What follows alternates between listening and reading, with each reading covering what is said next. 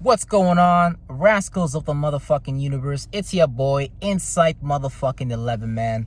And real quick, just want to talk about, your best life always shows up when your mind is at its best. So it's a very important priority that one takes care of their mind, regardless of the circumstance, regardless of the situation that a person may be going through and things like that, right? Because look, the quality of the mind itself is what determines the quality of our life itself. Because a lot of the times, life itself is always going to be a reflection of our belief. It's always going to be a reflection of our core belief. It's always going to be a reflection of our limiting beliefs. It's always going to be a reflection of our thoughts and feelings. It's always going to be a reflection of where we spend time in the most. So we got to understand that for us to produce the best results, we always have to be at our best ourselves. Like the best engineers make the best buildings for a reason. So the people that do well, the spirits that do well within the most coordinated, minds create the best life for themselves. And that life, because remember that success is kind of like a dumb definition, because success is something really subjective to you, So a lot of the times, one thing I notice is that we like to take this definition of success and place it underneath the lights, the awarenesses that this matrix makes us aware of. And we like to feel like, okay, if we don't have these things that the matrix highlighted as important, then that means that we're insufficient or not sufficient in an area. So, a lot of the times that can make a person feel bad and stuff like that. But that's the key right there.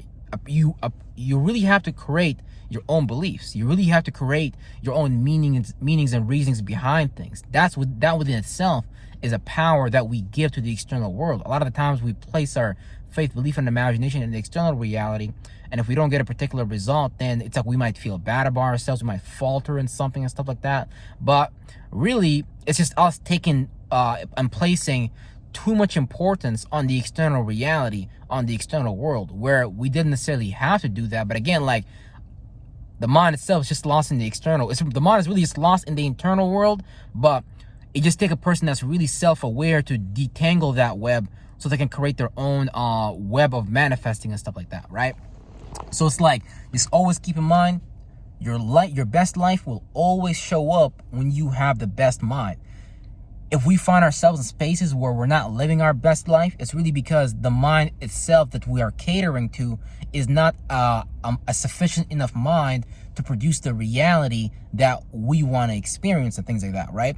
Because at the end of the day, experiencing is your power. We all as spirits, we all come here for experiences. Now, if we go through experiences that we don't want to go through, we really have to check ourselves first and not check anyone else, because it's really just we really just do it to ourselves at the end of the day, right?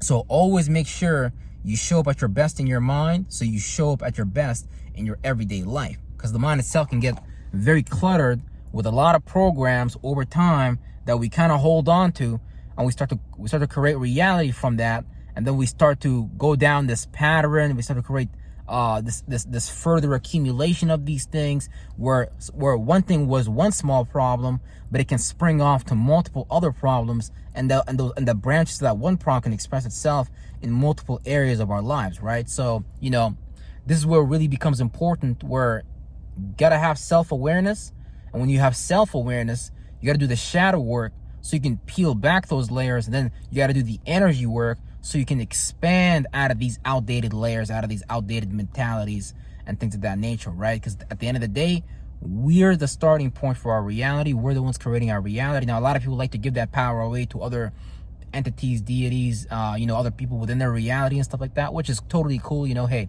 if someone is helping you, someone's providing you value, there's nothing wrong with that whatsoever. Just make sure that, because at the end of the day, like, no one can really help you more than yourself, and no one can really help you more than someone that's been going through what you personally been going through, because they're going to be able to, understand it the most and things like that, right? Because sometimes, like, a spirit can be stuck in such a entangled system of mentality that they might not see life no other way, but really it's just a spirit obscuring life with some type of lie they keep telling themselves, and that lie is going to be that same belief, right?